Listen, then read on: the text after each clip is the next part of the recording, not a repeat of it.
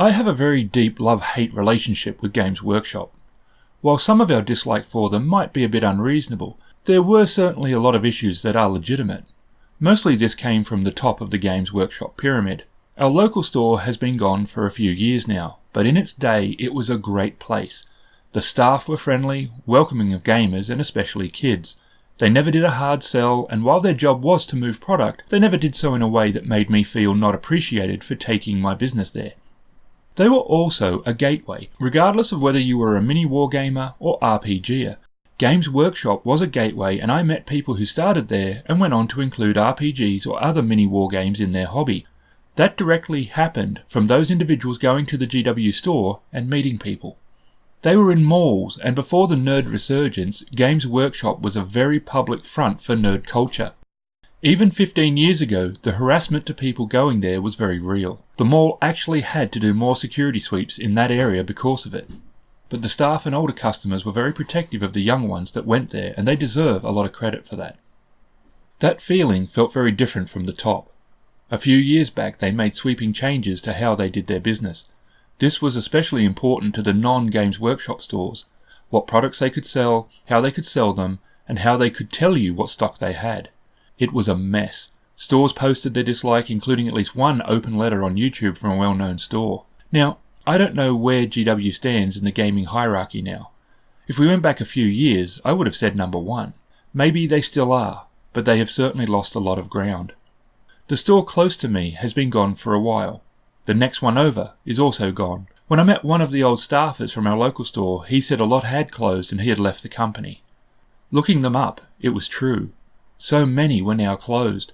The nearest one to me is now a 30-minute highway drive. It is open for a short period of hours, and it has none of the old gaming feel that made the old stores great. I really am sorry to say that the store is just a place to go and get your crap, the same way you go to the drugstore to get your cold meds. I do think that is tragic for gaming. While I felt the top of the pile was driven by greed sometimes, the bottom of that pyramid was different. The stores themselves were a different matter, but I am not sure if they will be able to regain the ground that they have lost. I was never a player of the miniature games, but I did like some of their miniatures and would pick some up here and there, as well as the paint. I had not bought any Games Workshop minis for a long time. I read a while back that leadership had changed at the top. A while after that I started to notice little things that were beginning to appeal to me. It felt like the direction of the company was changing. This could be pure coincidence, but 2 key things I noticed. New designs. Games Workshop always had a certain style to their minis, and it was a like it or not kind of deal. But they seemed to not always age well. It was like they resisted new technologies, new design ideas, and just did variations of what they always did. Now though, things seem to have changed a little. I started to notice minis I really liked, and ones I was very surprised to see coming from Games Workshop, as they did not fit what I thought was their usual style. It wasn't just 1 or 2, but a decent amount. More recently, there are riders with mounts, and they are really good-looking models, which brings me to my second observation. Price. A company that has had jokes about price rises every year and general grumbling of cost was producing quite a few minis that seemed value for money. I hope this trend continues and Games Workshop can find a balance between being profitable and caring about its customer base. The first set of new minis I got from Games Workshop were these, the Banshees. I am really taken with these figures. I think the Nighthaunt line in general has been really great. These are part of the Age of Sigmar, which I think was a reimagining of the base fantasy game. It's also one of their easy-to-build, no-glue-needed figures.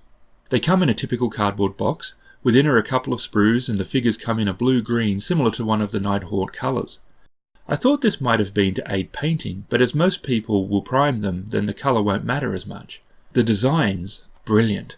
They are dynamic, they are in motion, they are scary in a way that so many Ghost minis fail to do. The detail is simple, but really effective. They are not overdone in any way. But there is cloth and metal, and you can do them solid or ghostly. There are a lot of options. They come with diorama bases and old trees and gravestones. This part of the box is 5 out of 5. It's really solid. The instructions are easy to understand and follow. Some parts are coloured and some are not. I'm not totally sure why that is. I thought it was a basic paint guide, but it changes within the instruction area, so not sure there. The easy to build. Well, this is a yes and no. Are they hard to build? No. Are they easy to build? Yes, but they are not easy to build and look great. Now, What I mean is this. Part A pushes into Part B, but often a fair bit of force is needed and the end fit wasn't as tight as I wanted. There was also very visible join lines after it. Fixable? Absolutely.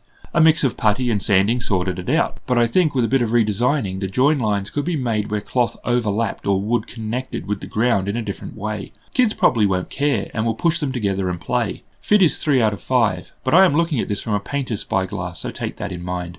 When done, they looked pretty good. The worst one is where the flowing cape joins the hood. I primed in white and decided that they were going to be a mix of physical and ghostly. The armour, chains, and if any weapons, would be solid. I went with a copper metal as base. I didn't want to shine like a knight's armour.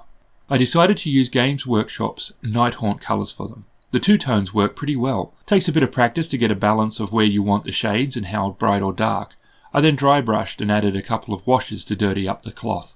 One thing I really love about the designs is the flowers. I looked online and people were doing either dead or dying flowers or really bright like spring.